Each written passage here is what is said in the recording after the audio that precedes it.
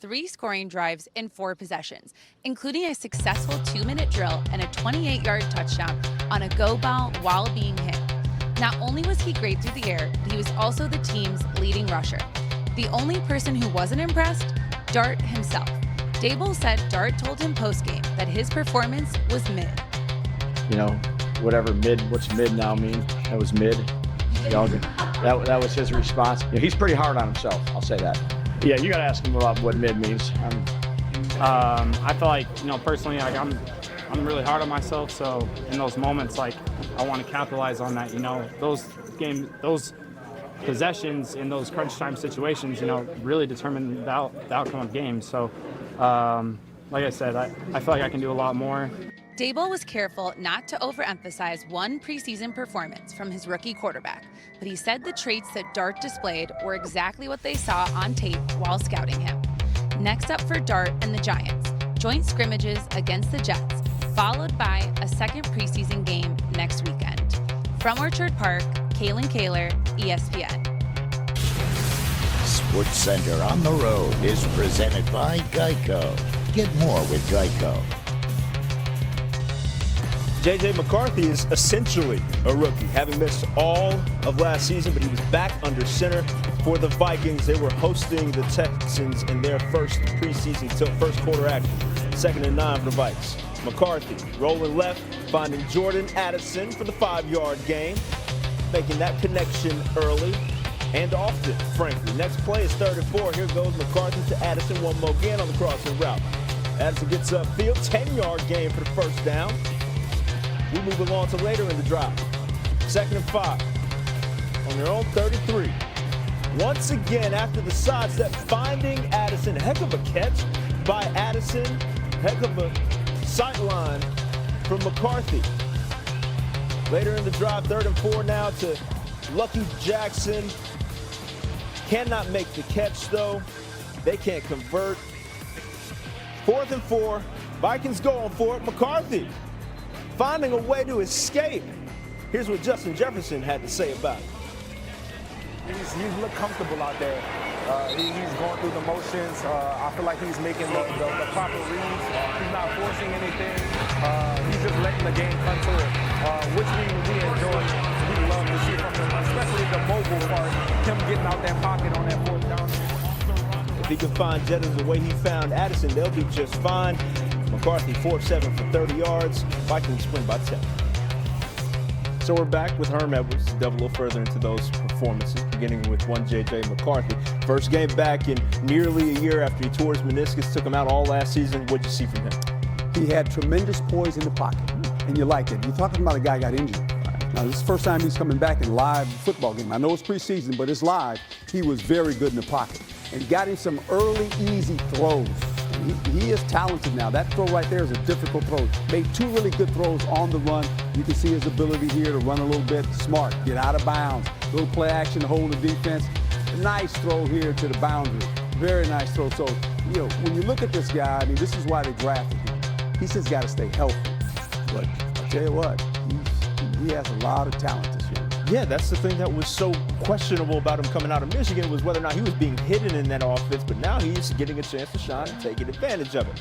Now, moving over to the G-Men. Jackson Dart, his debut under that under that franchise. You said he reminds you of another quarterback that Brian Daboll got to coach? Well, yeah, Josh Allen, when you think about it. Now, he's not as big as Josh Allen, but he's mobile like Josh Allen, and he has tremendous arm talent and strength. When you watch him play, I said, you know, if you're Coach Daboll, you're saying, you know, this guy reminds me of that guy that plays in Buffalo that I got to coach, because he's big, he's strong. Look at his throw here. He's getting hit, stays in the pocket. Nice throw there. I mean, so the Giants, you got yourself a quarterback. There's no doubt about that. And you look at him here. Watch him run. Reminds you a lot of Josh Allen, the way he plays football. But he does. Now, you got to tell him you got to go down. Right. Don't take those hits. You got to tell him to slide. Right. Know when the journey's over, protect yourself and slide. Feet first instead of head first. That's how you make yourself. Don't get hit. Give yourself a long career in this league. So, Giants fans are certainly hopeful. We will see how it all pans out. But always appreciate the knowledge, sir. With the one and only number 1, Cam Ward. He and the Titans taking on the Buccaneers. Early second quarter is where we get it started. Ward's second drive after a 3-and-out. Plenty of time and plenty of poise. Finding Calvin Ridley, a 27-yard gain for his first completion of the game. Very next play, it's after a penalty, 1st and 20 for him. This time showing off the touch. Over one defender, underneath another one, a first down to, once again, Calvin Ridley. 2 plays later, it's more Ward to Ridley. 13-yard gain on 3 targets. He was 3 for 3 to the veteran wideout. First down, Titans. Later in the drive, it's 3rd and 9. Money down. This time finding Chigokonkwo for the stick, at the sticks for a first down. And then 3 plays later, Tyler Lockett on the receiving end. 2nd and goal now. Tony Pollard does the dirty work. Titans would lose, though. I feel good operation-wise. We really didn't have any MAs. I think the biggest thing was just us being able to play in a real game atmosphere together, getting the vibe of each other, and then playing together like we did. It's not really too different from college. It's just more being, I would say, alerted on 3rd downs. Just the cans that you can get to in Coach Callahan's offense, and then just getting the ball out when it needs to be out. I got to maximize my drives. I had a 3 and out in the first quarter, and that was all we did. So just maximize my drives and, just trying to continuously move the chains. You got to be able to get a defensive break. Number 2 off the board was a potential 2-way contributor for the Jags, Travis Hunter. First preseason game for him was against the Steelers. First quarter, Jags 3rd and 5 at their own 39. Hunter, number 2 receiver from the top of your screen, Trevor Lawrence, finding him on the quick slant route. Nice little easy pitch and catch to get the juices flowing. That's a gain of 3. Later in the drive, it's 3rd and 12. Lawrence from the gun. Hunter out of the bunch, tries to spin out of a tackle there, but gets taken down. Some fast feet from the youngin. 6-yard gain, 10 offensive snaps for him. Those were his 2 receptions, totaling 9 yards. In the second quarter, Hunter lined up at corner, nub side of the offense, goes in to make the tackle, cannot. Caleb Johnson stepping over that tackle. Hunter played 8 defensive snaps in this one, missed that tackle but was not targeted. Here's Liam Cohen on the performance.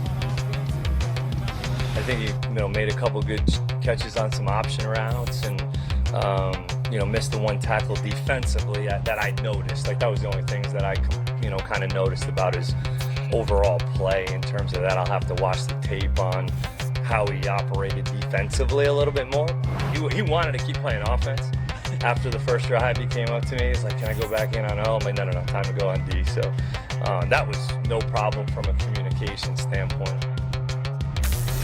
Okay, before we go any further, let's get Coach Herm Edwards here to discuss this here, because yesterday we talked about the balance of offensive and defensive snaps for one Travis Hunter. I know he has the iron lungs, but it's about management all the while. So how do you feel like the Jaguars approached that Saturday night?